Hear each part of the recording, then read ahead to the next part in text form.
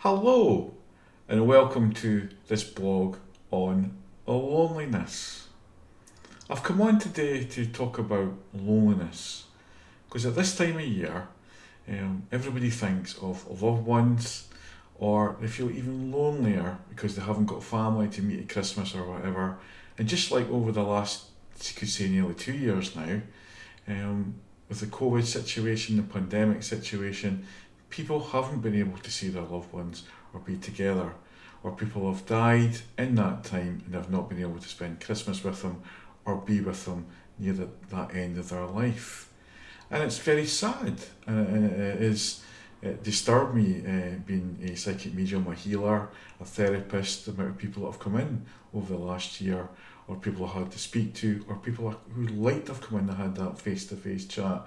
I haven't been able to help and support as much. So this year I want to highlight loneliness, and I've took it from a blog that I did 2-3 years ago, and to remind people that we don't have to be alone, and loneliness is not always a bad thing. When we've been lonely, and I've been very lucky to have my partner Angela with me, at times we've not been able to see our loved ones or travel and see my wee girl for a long time there, and which is you love seeing the young ones. The older ones is not so bad because they've got jobs, they phone, whatever.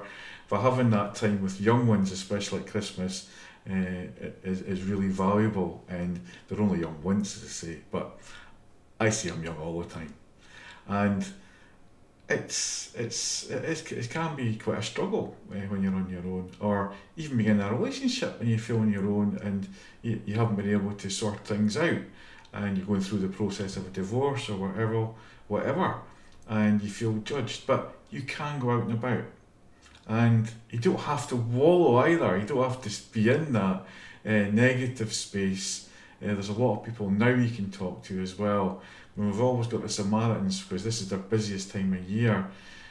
Or you get friends you can phone and help, but don't choose a friend who wants to go out on the piss, as they say, all the time when you've got a drink problem. It's like, or because that is not the answer. Trust me, and I've been there and done that. It is not the answer, right?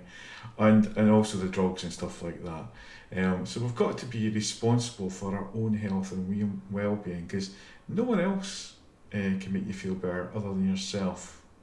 And I'm always saying to people, it's only you that can change, but you can ask for help.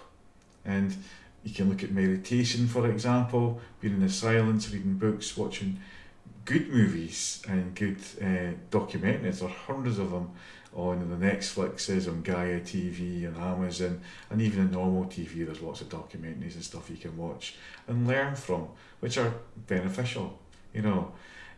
Learn different things, join different groups. Even on Facebook you can learn stuff, or different groups on Telegram or whatever.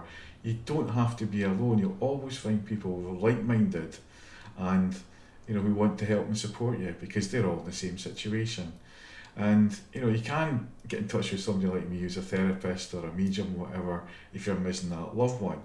But I always say the relationship changes from the physical to the spiritual, because they're always there. They're always in our heart, and they always want us to remember that lovely memories.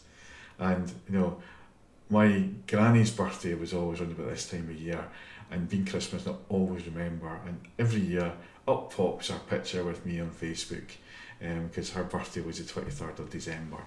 And it's my birthday in December. And I used to get disappointed because people always, oh, it's Christmas soon, we can't have a big party for you. I think we should always celebrate no matter what time it is. And remember, if you do believe in God or Jesus or whatever, it's a time of celebration. It's not to be forced down people's thoughts, and it's not a time of worry and stress. It's a time of giving. If you can give your time, I know a lot of people just now are suffering financially, and it's difficult to say no to the kids and to say no to your family, that they're maybe wanting something. But don't be frightened of saying no, because giving your time is more valuable.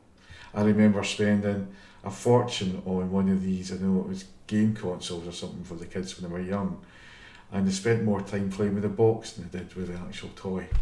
And one of these pop-up things that you catch a ball in or something, and it cost about £2 or £3 in a stocking filler.